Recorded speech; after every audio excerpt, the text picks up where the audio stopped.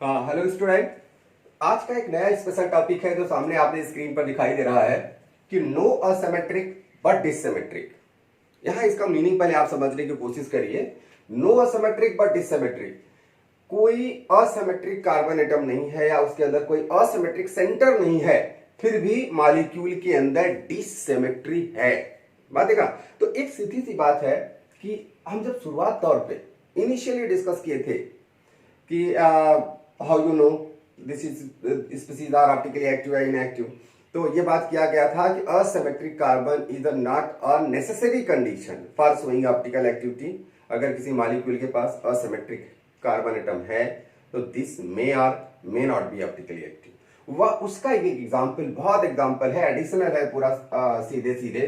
तो यहां आपने देखा कोई असिमेट्रिक कार्बन एटम नहीं मॉलिक्यूल के अंदर, उसके अंदर भी डिसिमेट्री है। इसकी पूरा ओवरऑल इसकी मीनिंग क्या है, अगर हम ये बताएं कि चलो इसको हम इसका रिजल्ट निकाले, कंक्लूजन निकाले इस सेंटेंस का। इस सेंटेंस का कंक्लूजन है कि optically active without asymmetric carbon atom. इसका मतलब ये हुआ ऑप्टिकली एक्टिव है, optically active without asymmetric carbon atom, without asymmetric carbon atom.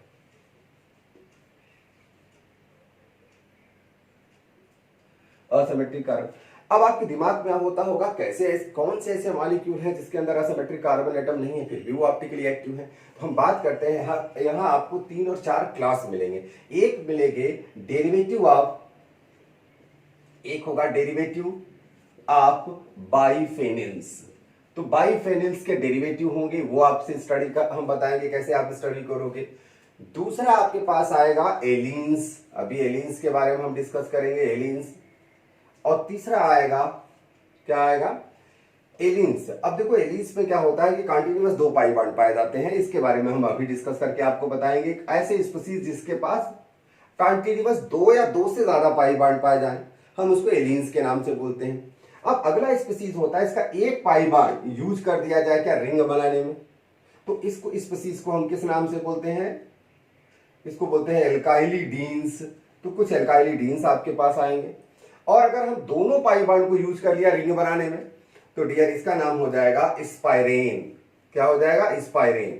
तो हमारे पास ये 4 कैटेगरीज हैं जहां कोई असिमेट्रिक कार्बन एटम नहीं आता, फिर भी मॉलिक्यूल क्या होता है, ऑप्टिकली एक्टिव होता है। हम उसी को डिस्कशन यहां करेंगे step by step. First of all this करेंगे, फिर ये स्टेप करेंगे, फिर ऐसे ऐसे चारों के बारे में हम डिस्कशन करेंगे।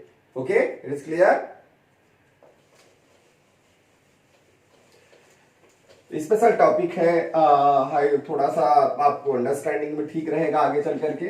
बहुत मॉडल पेपर में इस पे क्वेश्चन दिए गए हैं, और एलियंस तो बहुत नॉर्मल क्वेश्चन पूछा जाता है। ऑप्टिकल आइसोमर में नहीं, उसकी ज्योमेट्री ही पूछ ली जाती है। और इसलिए ज्योमेट्री पूछी जाती है क्यों, क्योंकि वो ऑप्टिकल के पॉइंट ऑफ व्यू से इंपॉर्टेंट है, इसलिए ज्योमेट्री पूछी जाती है उसकी। क्लियर। तो पहला नंबर देखिए, फर्स्ट नंबर हम बात करते हैं बाइफेनिल्स के बारे में। अब बाइफेनिल्स अगर हम बता दें तो बहुत नॉर्मल बाइफेनिल है। आपने देखा है आपके पास एक बेंजीन ये बना हुआ है, एक बेंजीन ये है, और दूसरी बेंजीन ये आपने लगा दिया। नॉमेनक्लेचर में आपने देखा होगा क्यों बाइफेनिल बोला जाता है। तो इस तरीके से मान लो हम बेंजीन पे ऐसे चलो लगा देते, ये बेंजीन बाइफेनिल हो गया। अब बाइफेनिल तो टोटल प्लेनर है भाई, इसके अंदर भी प्लेन ऑफ सिमेट्री है, इसके अंदर भी प्लेन ऑफ सिमेट्री है, टोटल मॉलिक्यूल भी प्लेन ऑफ सिमेट्री है, यानी टोटल मॉलिक्यूल प्लेनर है। तो बाइफेनिल तो कोई ऑप्टिकली एक्टिव नहीं होगा। इसमें कहा क्या जा रहा है बाइफेनिल में, बाइफेनिल का आप पॉइंट देखिए, पॉइंट से आपको पता चलेगा कि बाइफेनिल में क्या खास बात होनी चाहिए। ठीक, तो पहला नंबर बाइफेनिल की खास बात है, ये दोनों रिंग, ना तो ये रिंग के अंदर कोई सिमेट्री होनी चाहिए, ना तो इसके अंदर प्लेन ऑफ सिमेट्री होनी चाहिए। आप पहले समझने की कोशिश करिए, both ring separately, no plane of symmetry या centre of symmetry, as well as the whole molecule are unsymmetrical. यानी इसमें आपको देखना पड़ेगा बोथ रिंग, आप देखिए बोथ रिंग के बारे में, एंड ईच रिंग सेपरेटली। आप ईच रिंग को कहिए, ज्यादा बढ़िया है, I think it is better.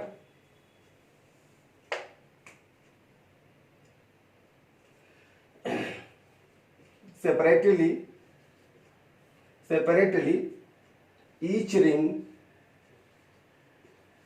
no plane of symmetry, plane of symmetry या सेंटर ऑफ सिमेट्री आप कहिए, कोई प्रॉब्लम नहीं, सेपरेटली। एंड आप देखिए, एंड होल मॉलिक्यूल आल्सो क्या होने चाहिए, no plane of symmetry, plane of symmetry. आपको ऐसे देखना पड़ेगा, यानी पूरा अगर इसका डेरिवेटिव बनेगा, अभी तो इसके अंदर प्लेन ऑफ सिमेट्री है, कोई डाउट नहीं है। हमको क्या बता रहे हैं कि सेपरेटली ईच रिंग, ना तो इसके पास प्लेन ऑफ सिमेट्री हो, ना तो इसके पास प्लेन ऑफ सिमेट्री। केवल आप पॉइंट समझने की कोशिश करो क्या हम बताना चाह रहे हैं। Whole molecule also no plane of symmetry, यानी पूरे मॉलिक्यूल में भी प्लेन ऑफ सिमेट्री नहीं होनी चाहिए। आप देखिए, अगर इस रिंग के पास हम कितने ग्रुप लगा सकते हैं भाई, एक यहां लगा सकते हैं, 1 2 3 4 5 चांसेस है, यहां तो कोई चांस नहीं है, लेकिन 5 यहां लग सकते हैं, 5 यहां लग सकते हैं। तो यहां सिंपल देखिए कि मिनिमम कितने ग्रुप में ऑप्टिकल एक्टिविटी यहां मिल सकती है। तो आप ये कह सकते हैं कि मॉलिक्यूल के पास कितनी होती, कम से कम 2। यहां तो आप ये कह सकते हैं एट लीस्ट 2 एटम्स, 2 सब्स्टिट्यूएंट कह दो, ज्यादा बेटर रहेगा। हाँ, 2 सबस्टिट्यूएंट present, but each ring must be ortho substituted. ये बात समझने की कोशिश करो, ऑर्थो सब्स्टिट्यूटेड। यहां कहने का मतलब हम कई ग्रुप लगा सकते हैं, लेकिन एटलीस्ट 2 सब्स्टिट्यूएंट से ही काम चल जाएगा। कम से कम 2 सब्स्टिट्यूएंट होगा तब भी काम चलेगा, लेकिन इनकी कंडीशन क्या है, but each ring must be ortho substituted, यानी कम से कम रिंग पर, एक रिंग पर कम से कम एक ऑर्थो सब्स्टिट्यूएंट प्रेजेंट हो। जैसे मान लीजिए अगर हमने बी यहां लगा दिया और हमने यहां बी लगा दिया, तो भाई ये समझ में आएगा ना, प्लेन ऑफ सिमेट्री यहां नहीं है, यहां भी प्लेन ऑफ सिमेट्री नहीं है। हाँ, आप ऐसे भी इसको 2 कंप्लीट भागों में डिवाइड नहीं कर सकते, ऐसे नहीं कर सकते ना, होल ऑफ सिमेट्री में नहीं है। लेकिन ये ऑप्टिकली एक्टिव तब तक नहीं होगा जब तक बी कहां ना लगाओ, बी यहां लगाओ और बी कहां लगाओ, यहां लगाओ। जब इनके बीच में रिपल्सन होता है, पर्पस देखिए, 2 रिंग है, अब कोई एसिमेट्रिक कार्बन एटम है नहीं, हर एक कार्बन पर कौन सा हाइब्रिडेशन sp2 है, कोई sp3 भी नहीं है, तो दैट्स वाई 2 रिंग ऐसे लगे हुए हैं। अब रिंग पर ऑर्थो पोजीशन पे अगर ग्रुप लगेगा तो क्या करेगा, रिपल्सन होगा, रिपल्सन होगा तो रिंग क्या हो जाएगी, टेढ़ी हो जाएगी। देख रहे हैं ना, अगर ये 2 रिंग लगी है और एक ग्रुप इस पे ऑर्थो पोजीशन पे लगा दोगे, तो अगर इधर से ये क्या करेगा, रिपेल करेगा, तो रिंग ऐसी हो जाएगी।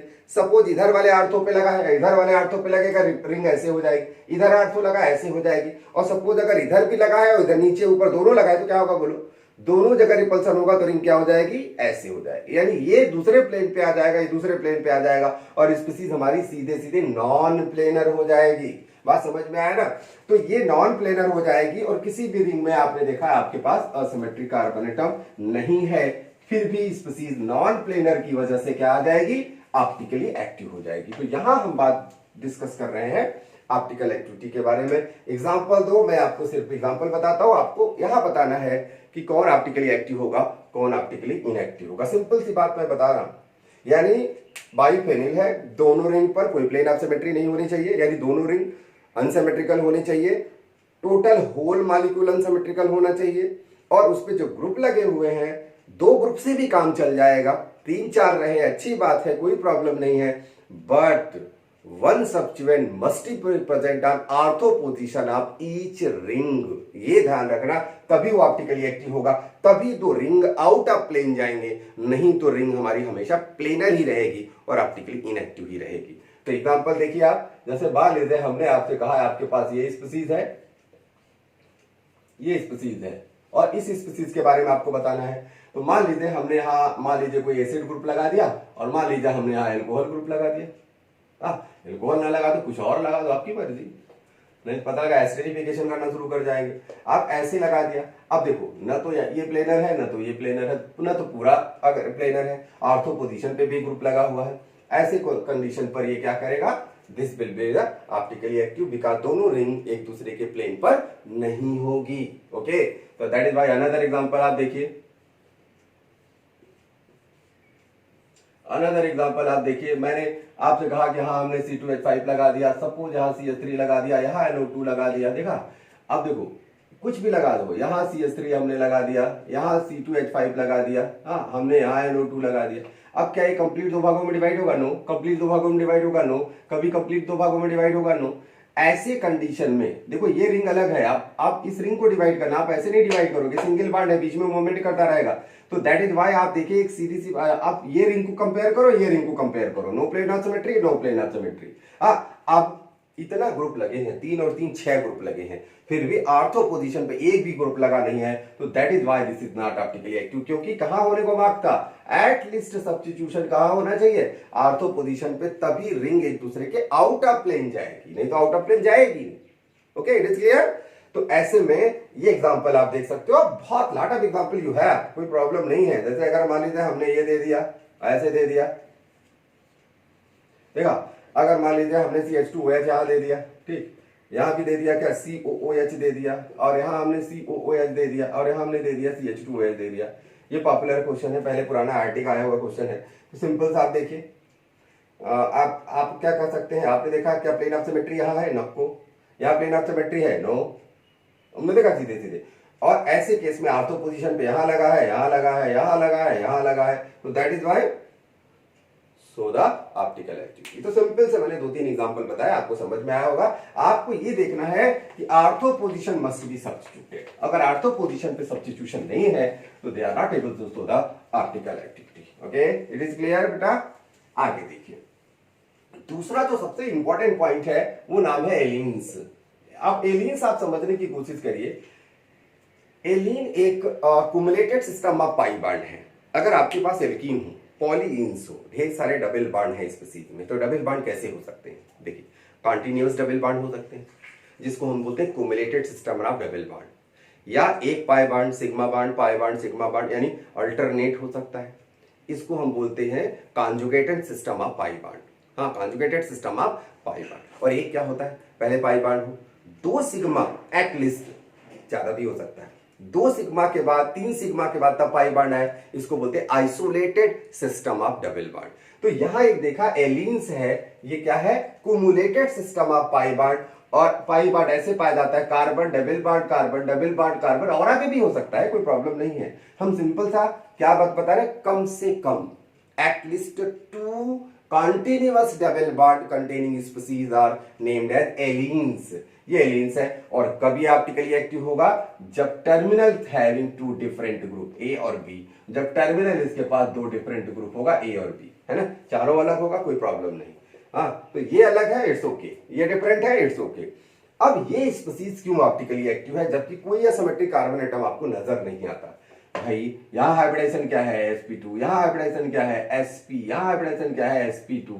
तो असिमेट्रिक के लिए क्या चाहिए बोलो, sp3 चाहिए, कोई sp3 तो नहीं है ना। तो ऐसे में आप देखो, ये स्पीसीज हमारा नॉन प्लेनर है। और मैं आपको बताऊं, मोर देन 1 टाइम ये क्वेश्चन आ चुका है एलीन्स के बारे में, ये प्लेनर है या नॉन प्लेनर है। तो ये बात आप समझ लो कि कितना इंपॉर्टेंस है इसका, इस मॉलिक्यूल का स्पेशली। अब चलो डिस्कस करते हैं।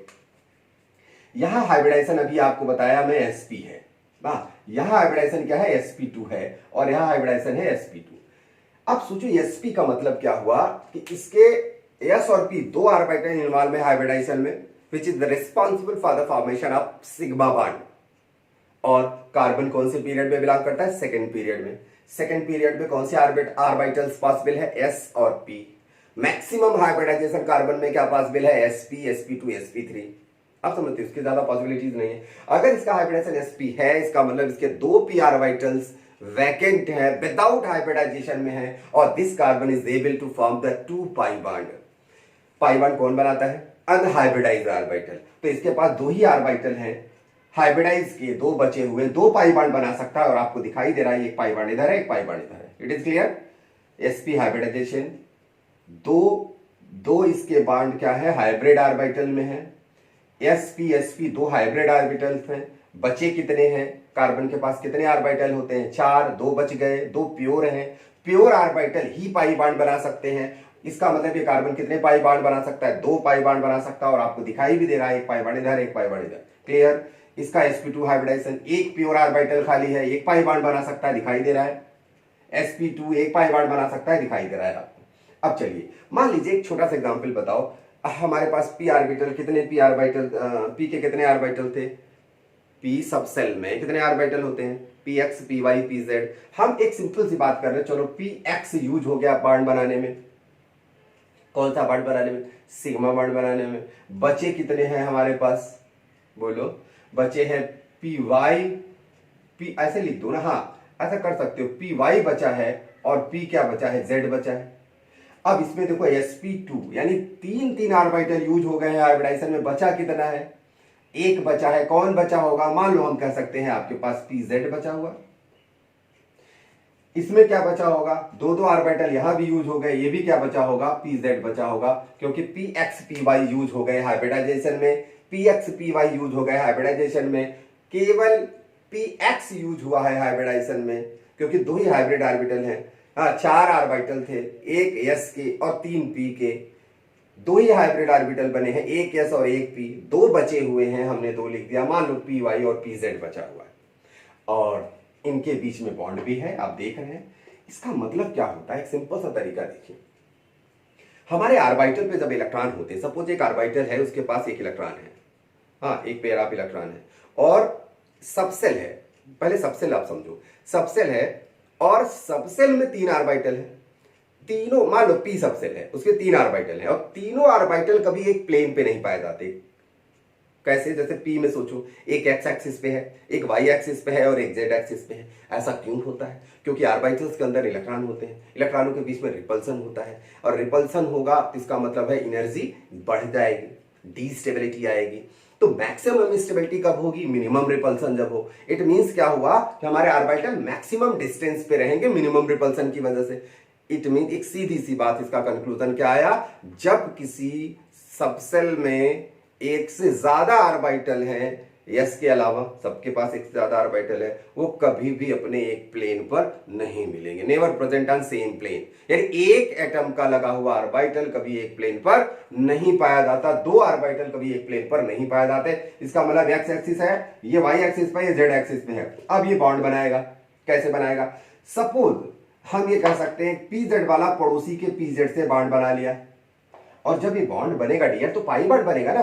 पाई बॉन्ड कैसे बनता है बताओ, पाई बॉन्ड तो तभी बनेगा जब दो ऑर्बिटल एक दूसरे के क्या आएंगे, प्लेन पे आएंगे। अगर प्लेन पे नहीं आएंगे तो पाई बॉन्ड ही नहीं बनेगा। और मैं आपको बताऊं, प्लेन पे अगर ये pz है और pz है, ये pz पे आएगा तभी तो बॉन्ड बनेगा, और ये बचा py, और ऐसा तो नहीं है ना, और बचा pz है इसका। सोचो, इसके पास ये z एक्सिस पे जगह खाली है, और ये z था तो z वाले ने पड़ोसी के z से सेलेक्ट किया, इसका कोई प्रॉब्लम नहीं है, कोई दिक्कत नहीं। प्रॉब्लम आएगी py वाला अपनी एक्सिस py से ही बॉन्ड बनाएगा, जबकि इसका पड़ोसी जिससे बॉन्ड बनाना है उसको वो z एक्सिस पे है। अब चक्कर ये है कि क्या ये z एक्सिस पे आएगा, नो, क्योंकि ये दो ऑर्बिटल कभी एक प्लेन पर नहीं हो सकते। तो ये py अपने py एक्सिस पर ले जाएगा उसको, z को। तो इसका मतलब क्या हुआ, इसका मतलब ये सेंटर आप देखो कि एक तो अगर मान लीजिए बॉन्ड ऐसे बन जाएगा तो दूसरा बॉन्ड कैसे, ऐसे आ जाएगा। एक यहां आएगा, एक यहां आएगा, कभी एक दूसरे के प्लेन पे नहीं आएंगे। अगर ये बॉन्ड सीधे बना लिया तो दूसरा कभी सीधा नहीं बनेगा। तो आप कह सकते हैं कि ऐसा जाएगा, दूसरा क्या हो जाएगा, ऐसे आ जाएगा। Both terminal carbon not present of the bond, पता लगा ये py पे प्रेजेंट है तो ये pz पे प्रेजेंट है, दोनों एक प्लेन पर नहीं है, और हमारी स्पीसीज हो जाती है नॉन प्लेनर। और जो भी नॉन प्लेनर होगा वही क्या होगा, ऑप्टिकली एक्टिव होगा। मेरे आपको आप समझ में आ गया होगा। इसका मतलब आप समझिए, बीच वाले कार्बन को बहुत आराम से समझने की कोशिश करिए कि ये बीच वाला कार्बन डायरेक्टली इससे कनेक्टेड है, डायरेक्टली इससे कनेक्टेड है, बट ये क्या करता है, ये दो अलग अलग प्लेन पे है, ये दो अलग अलग प्लेन टर्मिनल कार्बन पर प्लेन पर बॉन्ड बनाएगा। तो बट नेचुरल है कि जो इसका कार्बन का प्लेन होगा इस कार्बन का प्लेन सेम नहीं होगा, मॉलिक्यूल हमारा नॉन प्लेनर होगा, और दिस इज ऑप्टिकली एक्टिव, कोई एसिमेट्रिक कार्बन एटम नहीं है। इसके आगे हम एग्जांपल आपको बताते हैं। देखिए, एलियंस को थोड़ा बड़ा करते हैं, एलियन को थोड़ा बड़ा करते हैं, बहुत आसानी से आपको बात समझ में आएगी। कार्बन कार्बन करके एक कार्बन और बड़ा कर देते हैं। देखिए कितनी बहुत आसानी से आप बात इस समझने की कोशिश करो। ए लगाया, बी लगाया, अब सोचो ए लगाया, बी लगाया, अब आप एक सीधी सी देखो, बीच वाला कार्बन sp है, बीच वाला कार्बन sp है, ये sp2 हो गया और ये sp2 हो गया। ये बात तो आपको समझ में आई बात, ठीक। अब देखो, अब ये sp है तो इसका क्या खाली होगा बताओ, py और pz, अभी जो बता रहे थे हम। ये sp है तो क्या खाली होगा बोलो, py खाली होगा और pz खाली होगा। और ये क्या खाली होगा, मान लो pz है और मान लो ये भी pz है, sp2 है। अब देखो इसमें कहां प्रॉब्लम आएगी, देखो ये py ने py से बांड बनाया, बनाएगा ना पाई बांड, पाई बांड तो है, ये पाई बांड बनाया, और ये pz ने pz से पाई बांड बना लिया, और इस pz ने इस pz से पाई बांड बना लिया। भाई दोनों एक प्लेन पे मिल गए आराम से। और रीजन क्या है, उसका रीजन और इसके रीजन में डिफरेंस देखने, ये यही कार्बन था जिससे हमारा ये कार्बन अटैच था, ये कार्बन अटैच है। अब ऐसा नहीं है, अब ये स्पीसीज, ये कार्बन ये है जिससे ये टर्मिनल अटैच है, और ये टर्मिनल कार्बन इससे नहीं अटैच है, इससे कहां अटैच है, इससे कार्बन से अटैच है। तो इनकी जिम्मेदारी इनके पास, अभी क्या थी, इनकी जिम्मेदारी इनके पास भी थी, इनके पास भी थी, दैट्स व्हाई दोनों एक प्लेन पे नहीं पाए जाते थे।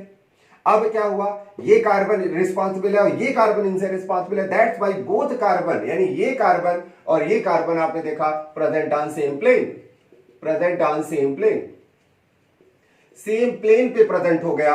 और सेम प्लेन पर प्रेजेंट होने के बाद स्पीसीज क्या हो गया, प्लेनर स्पीसीज हो गया। और प्लेनर हो गया तो इसका मतलब क्या हुआ, अकायरल हो जाएगा, अकायरल हो जाएगा। देखा आपने, तो प्लेनर स्पीसीज कभी ऑप्टिकली एक्टिव नहीं होती, तो आपको पहले भी पता है। अब क्या होगा, लेकिन planar species can show the geometrical isomerism if they fulfil the requirement of geometrical isomerism. तो यहां आप सोचने की कोशिश करो, मैं ओवरऑल एक पॉइंट में बता देता हूं जैसे बहुत आसानी से आपको बातें समझ में आ जाए। Okay, clear. देखिए एलिन्स में खास बात देखिए, या एलिन्स का और इनिशियल पे जाते हैं। जैसे अगर हमने कहा कि ये कार्बन कार्बन डबल बॉन्ड है, ज्योमेट्रिकल की रिक्वायरमेंट क्या है बोलो, ए और बी डिफरेंट होना चाहिए, ए और बी डिफरेंट होना चाहिए। चलिए हम कार्बन की संख्या और बढ़ा देते हैं, एक कार्बन की संख्या बढ़ा दिया, रिक्वायरमेंट क्या है, ए और बी। रिक्वायरमेंट क्या है, सोचो डिफरेंट होने चाहिए दोनों, और क्या, ए और बी। कार्बन की संख्या हम और बढ़ा देते हैं, रिक्वायरमेंट क्या है, ए और बी, डिफरेंट होना चाहिए, और क्या। और कार्बन की संख्या हम और बढ़ा देते हैं, देखा, ए और बी, रिक्वायरमेंट पूरा होगा ए और बी। अब आप सोचो ये एक सिंपल सा, ये पाई बांड कितना है बोलो, ये पाई बांड कितना है, इसके साथ पाई bond carbon carbon double bond 1 है, इसके पास कितने हैं पाई bond carbon carbon double bond 2 है, इसके पास पाई बांड कितने हैं 3 है, इसके पास पाई बांड कितने हैं 4। अब सोचो ये हमारा एक क्या है, ऑड में है, ऑड में है, ये क्या है, इवन में है, इवन में है, ये क्या है, फिर क्या है, ऑड में है, ये क्या है, इवन में है। एक सिंपल सा तरीका देखो, ये स्पीसीज तो ज्योमेट्रिकल शो करेगा सिस्ट्रॉन, कोई डाउट नहीं। ये स्पीसीज क्या करेगा, सिस्ट्रॉन नहीं करेगा क्योंकि ये नॉन प्लेनर है। ये क्या करेगा, ऑप्टिकल आइसोमेरिज्म शो करेगा। फिर ये क्या करेगा, फिर प्लेनर आ गया, प्लेनर आएगा तो क्या शो करेगा, ज्योमेट्रिकल शो करेगा। फिर ये आएगा नॉन प्लेनर, और ये नॉन प्लेनर आएगा तो क्या शो करेगा, फिर ज्योमेट्रिकल आइसोमेरिज्म शो करेगा, ऑप्टिकल आइसोमेरिज्म शो करेगा। तो एक सीधी सी बात है कि एलिन्स में, एलिन के बारे में बात करते हैं, एलिन्स और कोई भी पाई बांड के बारे में बात कर सकते हो आप। एलिन्स के बारे में बात करते हैं जहां लगातार पाई बांड पाया जाता है, उसमें अगर जो पाई बॉन्ड है, ये पाई बॉन्ड का अगर नंबर के बारे में बात करें, नंबर अगर ऑड में है तो इतना जान लो वहां हमेशा क्या पाया जाएगा, ज्योमेट्रिकल मिलेगा, वहां ज्योमेट्रिकल आइसोमर मिलेगा। और अगर ये पाई बॉन्ड, ध्यान रखना नंबर के बारे में बात करें, नंबर ऑफ पाई बॉन्ड अगर इवन में है, इवन में है तो वो हमेशा क्या होगा, ऑप्टिकल आइसोमेरिज्म होगा। ये ध्यान रखना, ऑप्टिकल आइसोमेरिज्म बहुत आसानी से आप कैलकुलेट करते हो, समझ भी सकते हो, खूब क्वेश्चन आते हैं इनके। Okay, it is clear. तो याद देखो ऑड में है तो आपको पता है सिस्ट्रॉन शो करेगा, जैसे इवन में आया ऑप्टिकल आइसोमेरिज्म आएगा, ऑड में आएगा फिर ज्योमेट्रिकल, इवन में आया फिर ऑप्टिकल। तो इस तरीके से आप कंसीडर कर सकते हो। क्लियर। आगे देखिए अगला एग्जांपल, एल्काइलिडीन। अब कंफ्यूजन एल्काइलिडीन में क्या होता है, आपको नॉमेनक्लेचर में अगर कोई दिक्कत हो तो आप देखिए हम क्या करते हैं। हमारे पास एलिन था दूसरा, अभी तीसरा नंबर एल्काइलिडीन की बात आया।